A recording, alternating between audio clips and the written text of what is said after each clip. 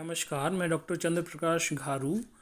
हम डिस्कस कर रहे थे BSc part third organic chemistry unit second heterocyclic compounds. इसमें हमने molecular orbital picture different heterocyclic compounds की डिस्कस की तथा इसके साथ ही हमने अनुनाद के बारे में, रेजोनेंस के बारे में, अनुनादी संरचनाओं के बारे में डिस्कशन किया। आज हम डिस्कस करने जा रहे हैं अनुनाद ऊर्जा का क्रम। जैसे कि आप देख रहे हैं कि पिरिडीन की अनुनाद ऊर्जा सबसे ज़्यादा यहाँ पे दिखाई गई है। क्यों? क्योंकि पिरिडीन जो है वो उसमें नाइट्रोजन पर उपस्थित एकांकी इलेक्ट्रॉन युग्म अनुनाद में या रेजोनेंस में पार्टिसिपेट नहीं होता करता, डीलोकलाइजेशन एकांकी इलेक्ट्रॉन युग्म का नहीं होता। फ्यूरेन की ऊर्जा सबसे कम है। फ्यूरेन की ऊर्जा इसलिए कम है क्योंकि यहाँ पे ऑक्सीजन के ऊपर उपस्थित एकांकी इलेक्ट्रॉन युग्म अनुनाद में भाग तो लेता है, परंतु इसकी उपलब्धता उतनी ज़्यादा नहीं होती डीलोकलाइजेशन के लिए। क्यों? क्योंकि ऑक्सीजन की इलेक्ट्रॉन नेगेटिविटी, ऑक्सीजन की ऋणात्मकता उच्च होती है। इस कारण से फ्यूरेन की अनुनाद ऊर्जा का मान सबसे कम पाया जाता है। पायरॉल की अनुनाद ऊर्जा फ्यूरेन से ज़्यादा होती है। कारण आसानी से समझ सकते हैं कि ऑक्सीजन की तुलना में नाइट्रोजन की वितरणता कम होती है। इस कारण से नाइट्रोजन पर उपस्थित एकांकी इलेक्ट्रॉन युग्म विस्थानीकरण की घटना के लिए या अनुनाद के लिए आसानी से उपलब्ध हो जाता है, और इतनी आसानी से उपलब्ध हो जाने के कारण इसकी अनुनाद ऊर्जा का मान अधिक हो जाता है। फिर हम बात करते हैं कि पायरॉल की तुलना में थायोफीन की जो अनुनाद ऊर्जा है वो और अधिक है। इसका कारण है कि यहाँ पे सल्फर की जो विद्युत ऋणता है वो और कम हो गई है। इस कारण से विस्थानीकरण की घटना या अनुनाद हेतु सल्फर पर उपस्थित एकांक इलेक्ट्रॉन युग्म की उपलब्धता, अवेलेबिलिटी और ज़्यादा बढ़ जाती है। इस कारण से थायोफीन की अनुनाद ऊर्जा अधिक होती है पायरॉल की तुलना में। पायरॉल को हम डिटेल से डिस्कस करेंगे, इसके मेथड ऑफ फॉर्मेशन, इसकी केमिकल रिएक्शन। तो पायरॉल प्राकृतिक पदार्थों में पायरॉल प्रचुरता से पाया जाता है। जैसे क्लोरोफिल का तथा हीमोग्लोबिन में उपस्थित पोरफायरिन वलय 4 पायरॉल वलयों के जुड़ने से बनती है। इसी प्रकार एल्कलॉइड्स और विटामिन B12 में भी पायरॉल वलय उपस्थित होती है। जंतु तेल तथा अस्थि तेल में भी पायरॉल की उपलब्धता पाई जाती है। पायरॉल के संश्लेषण की यदि हम बात करें तो जंतु तेल अथवा अस्थि तेल की सहायता से अस्थि तेल में से इसका निष्कर्षण किया जा सकता है। इसके लिए सबसे पहले जो अस्थि तेल या जंतु तेल है उसके अंदर उपस्थित अम्लीय तथा क्षारीय अशुद्धियों को हटाया जाता है।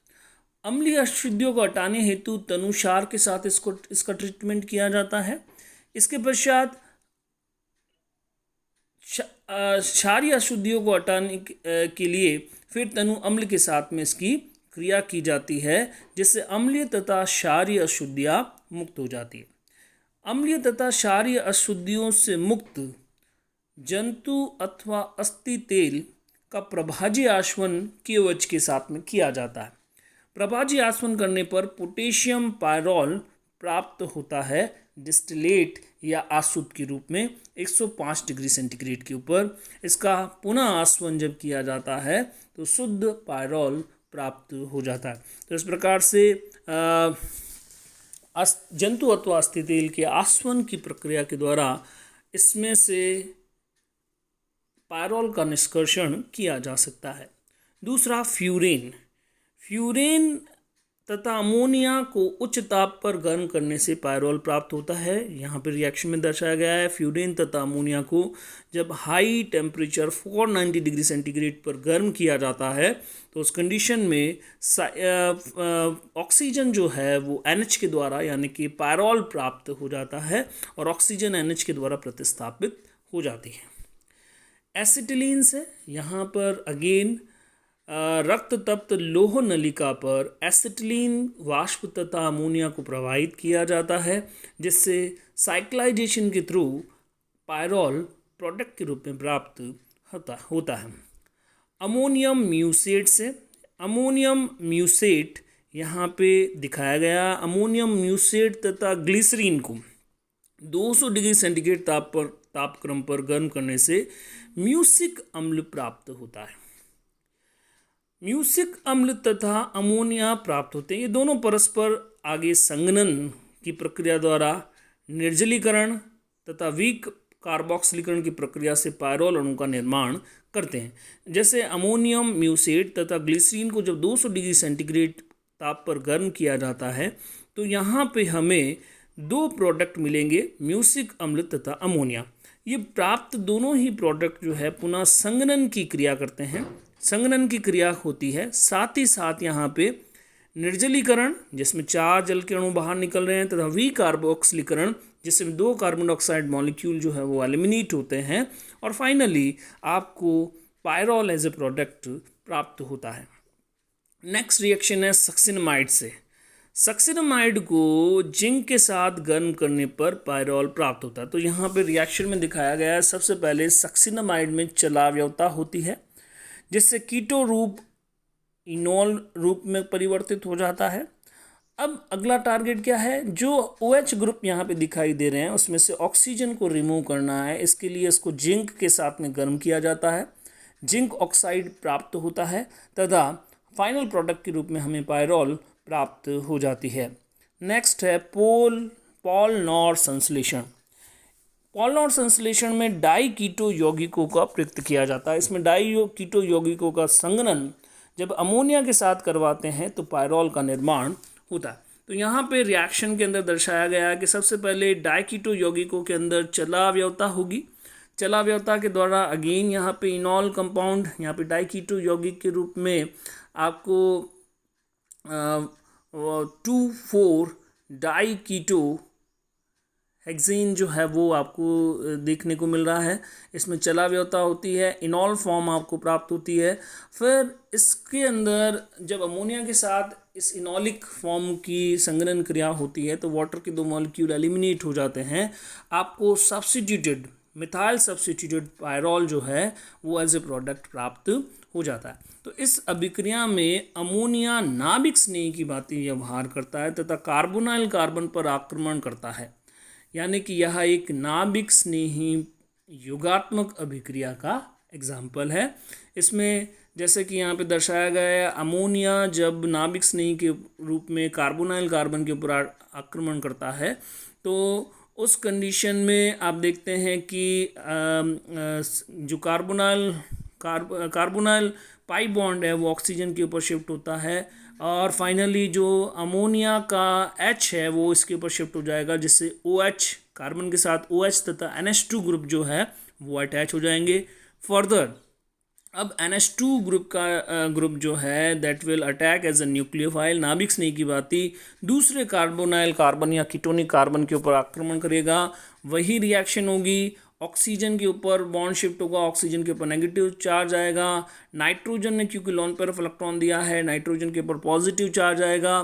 फिर नाइट्रोजन पे पॉजिटिव चार्ज रिमूव कैसे होगा, hydrogen as a proton remove होगा और वो नेगेटिवली चार्ज ऑक्सीजन से जुड़ जाएगा। तो यहाँ पे डाई हाइड्रोक्सिल कंपाउंड जो है वो आपको देखने को मिलेगा, साइक्लिक कंपाउंड। फिर इसमें निर्जलीकरण होगा, निर्जलीकरण होने के कारण 2 पाई बॉन्ड जो है यहाँ पर आपको दिखाई बन जाएंगे और फाइनल प्रोडक्ट के रूप में आपको डाई मिथाइल सब्स्टिट्यूटेड पायरोल प्राप्त हो जाएगा।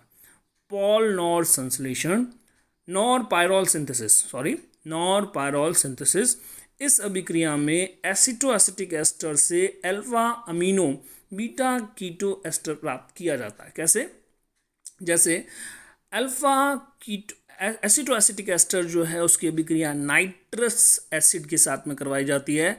रिएक्शन क्योंकि विग्रस है तो लोअर टेम्परेचर की कंडीशन में ये रिएक्शन की जाती है और यहाँ पे नाइट्रोसो कंपाउंड जो है आपको प्राप्त होगा।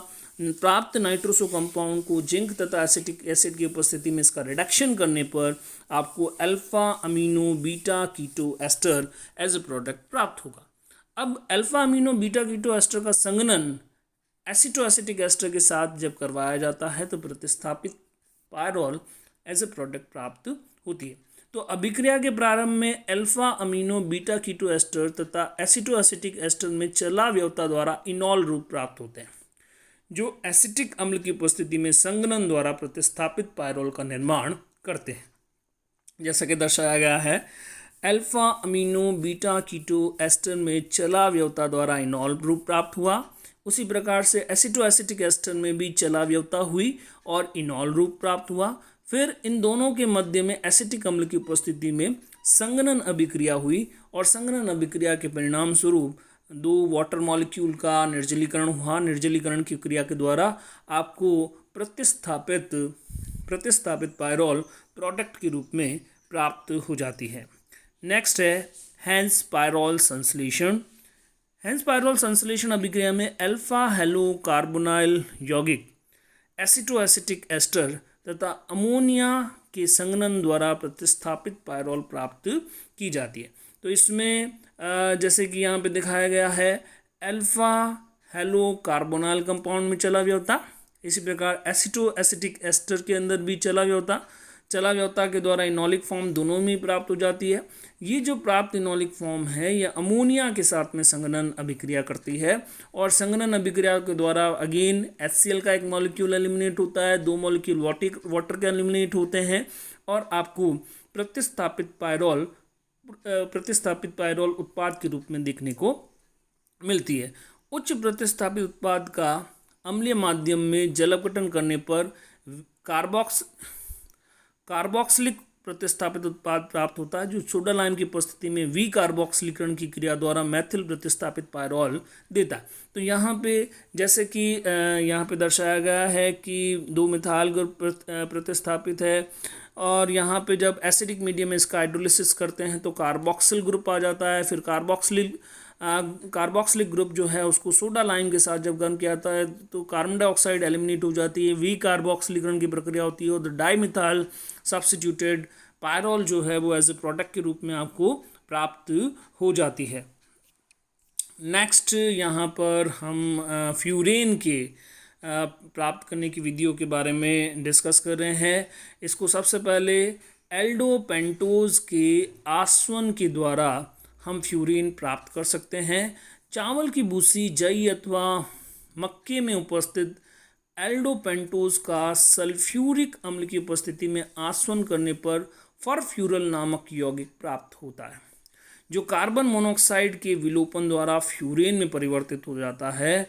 फ्यूरेन को फरफ्यूरल के नाम से भी जाना जाता है क्योंकि यहाँ फरफ्यूरल के अंदर कार्बन मोनोऑक्साइड के एलिमिनेशन से फ्यूरेन प्राप्त होता है। इस कारण से फरफ्यूरल के नाम से भी जाना जाता है। फ्यूरेन निर्माण की औद्योगिक विधि है, इंडस्ट्रियल मेथड के रूप में ये दिखाए। तो यहाँ पे एल्डोपेंटोज जो कि चावल की भूसी में उपस्थित होता है, उसका सल्फ्यूरिक अम्ल की उपस्थिति में आसवन करने पर फरफ्यूरल एल्डिहाइडिक कंपाउंड है, फरफ्यूरल प्राप्त होता है। इसमें से आप जिंक क्रोमेट या मैग्नीज क्रोमेट की उपस्थिति में 400 डिग्री सेंटीग्रेड टेम्परेचर पर जब आप गर्म करते हैं तो कार्बन मोनोऑक्साइड का विलोपन होता है और फ्यूरेन आपको प्रोडक्ट के रूप में प्राप्त हो जाता है। फरफ्यूरल के से प्राप्त होने के कारण से फरफ्यूरेन के नाम से भी जाना जाता है। फ्यूरोइक अम्ल से फरफ्यूरल के अंदर एल्डिहाइडिक ग्रुप प्रेजेंट होता है। फ्यूरोइक एसिड की बात यदि हम करें तो उसके अंदर कार्बोक्सिलिक ग्रुप जो है फ्यूरेन के ऊपर प्रतिस्थापित रहता है, इसे फ्यूरोइक एसिड कहा जाता है। फ्यूरोइक अम्ल को कॉपर चूर्ण की उपस्थिति में क्विनोलिन में गर्म करने पर कार्बन डाइऑक्साइड के विलोपन द्वारा फ्यूरेन प्राप्त हो जाता है। तो यहाँ पे फरफ्यूरिक एसिड को जब कॉपर चूर्ण की उपस्थिति में जब गर्म किया जाता है क्विनोलिन की उपस्थिति में, तो उस कंडीशन के अंदर फ्यूरेन एज ए प्रोडक्ट आपको प्राप्त होता है। शीलेज मेथड, यहाँ पे म्यूसिक अम्ल का आसवन करने पर फ्यूरोइक अम्ल प्राप्त होता है। सबसे पहले म्यूसिक अम्ल का आसवन किया जाता है जिससे फ्यूरोइक एसिड प्राप्त होता है। फिर फ्यूरोइक एसिड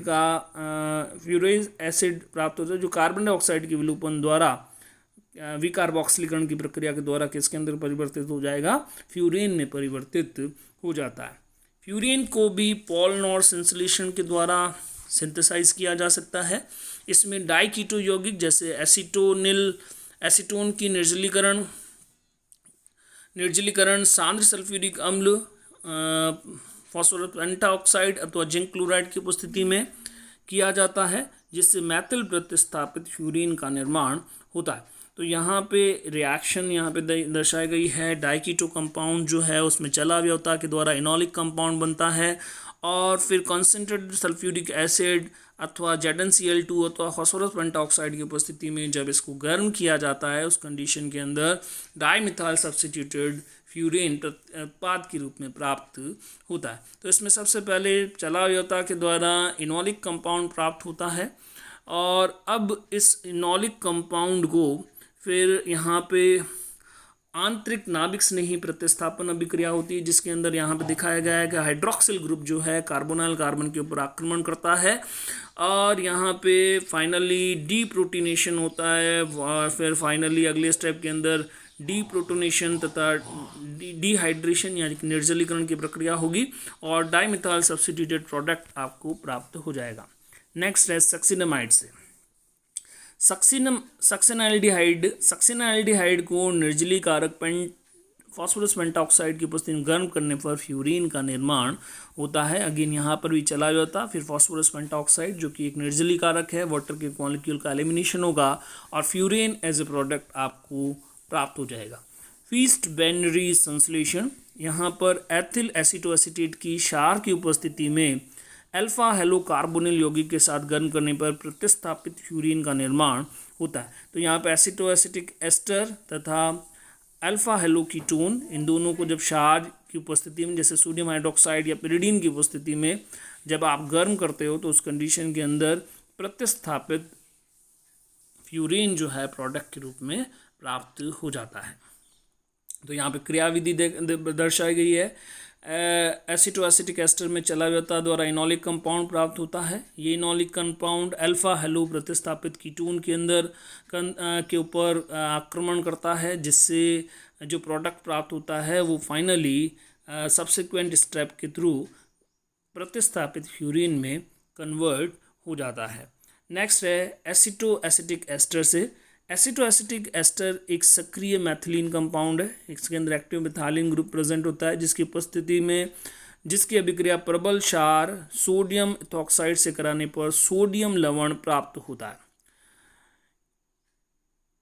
आयोडीन की उपस्थिति में इस सोडियम लवण का संघनन करने पर एक द्विलक का निर्माण होता है, जिसमें चला अवयवता द्वारा इनॉल रूप प्राप्त होता है। इसका अम्लीय माध्यम में जलापटन करने पर डाई कार्बोक्सिलिक यौगिक प्राप्त होता है। जल के विलोपन द्वारा चक्रीकरण की क्रिया होती है। यौगिक को गर्म करने पर विकार्बोक्सिलीकरण द्वारा डाईमेथिल सब्स्टिट्यूटेड फ्यूरीन प्राप्त हो जाती है। तो यहाँ पे सबसे पहले सोडियम सब्स्टिट्यूटेड एसीटोएसिटिक एस्टर का निर्माण हुआ, फिर इसमें संघनन के द्वारा डाइमराइजेशन की रिएक्शन होती है। डाइमराइजेशन रिएक्शन के पश्चात चला अवयवता द्वारा यहाँ पे इनॉलिक फॉर्म प्राप्त होती है और इनॉलिक फॉर्म का जब एसिडिक मीडियम में हाइड्रोलिसिस किया जाता है तो उस कंडीशन के अंदर डाइकार्बोक्सिलिक कंपाउंड का निर्माण होगा, जिसमें फाइनली डिहाइड्रेशन रिएक्शन होगी और डिहाइड्रेशन रिएक्शन के द्वारा डाइकार्बोक्सिलिक कार्बोक्सी डाइमिथाइल सब्स्टिट्यूटेड फ्यूरीन प्राप्त होता है, जिसमें विकार्बोक्सिलीकरण की प्रक्रिया के द्वारा आपको डाइमिथाइल सब्स्टिट्यूटेड फ्यूरीन प्रोडक्ट के रूप में प्राप्त हो जाता है। तो यहाँ पे फ्यूरीन को बनाने की जो विधियाँ है वो कंप्लीट हो जाती है। नेक्स्ट हम डिस्कस करेंगे थायोफिन को बनाने की विधियाँ। Thank you very much.